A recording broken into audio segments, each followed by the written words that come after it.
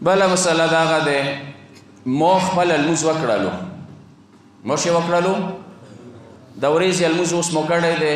پیشنماز نه مخکې مو وکړو پیشنماز لیټ راغللو ورځې لمونځ وکړو مازدیګر مو وکړو آیا دوباره اوسې ودرېدی شم همدا لمونځ اوسې بیا کوی شم که نه شم کوی مستحبه دی بهتره دی څه بیا یې اوسې وکړي سوچ مو شو خبره مو وکړلو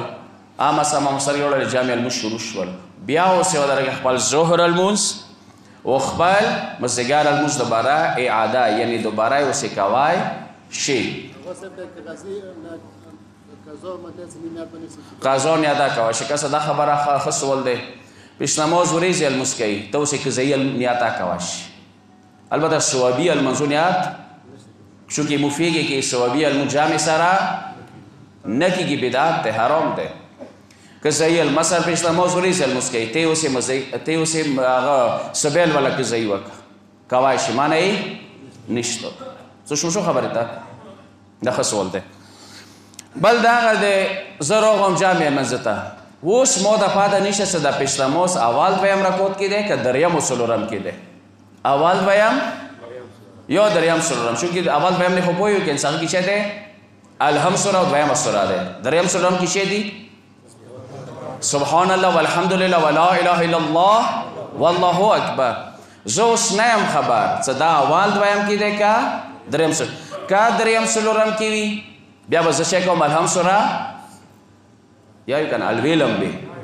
قل الله سوره به الویلم که هغه اول دویم کې دی بیا مو ته نه دی پکار چې زه الهم سوره یا قل الله سوره الویلم اوس به زه څه کوم مو ته هېڅ پته نه لګېږي چې دا اول دویم دی چې نه ویم یا دریم څلورم دی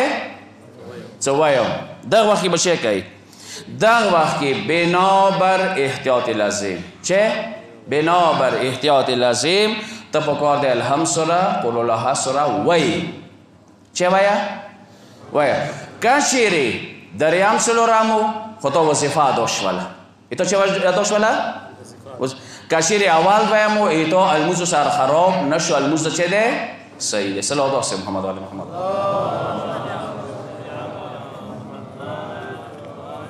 دا یو ورې د بیا ذکر کوم چونکې ورځې لمانځو کې اکثر دا شي کېږي راغم پاته نه لګېږي چې دا اول دی دویم دی دریم څلورم دی ته به الهم سوره قل الله سوره الویلي که دریم څلورم و چه وشوله وظیفه ده ادا شوه که اول دویم دی الموز خراب نشولو بله مسله وکړي د هغه دی څه ځنه وخت کې مونږ ځنه ټکي تیز الویلو هغو کې یو ټکی چې مو مخکې عرض کړی و دا پیشنماز ولا ضالین الویلي هغه سوره الحمدلله رب العالمین خصوصا مخام مسقطان سبیل ورکړي ځان سه ورو وایه تا داسې تا اواش پیشنماز ته ونه رسیږي امو دا اوس هشت دی جمعه لمانځه کې چې کس هم اوس دوره تیز دی چې مو اواز څه کېږي پیشنماز ته رسیږي پکار دی دا ایون داسې حتی وروسته تاسو کې سوال وکړو سبدار صاحب وکړو چې مثلا زه که صحیح لمونځ کوم پیشنماز ورځې لمونځ دی ایما اوس څه دی سبیل که صحیح دی سبیل خو به تیز یې کنه خو چونکې پیشنماز دی الویلم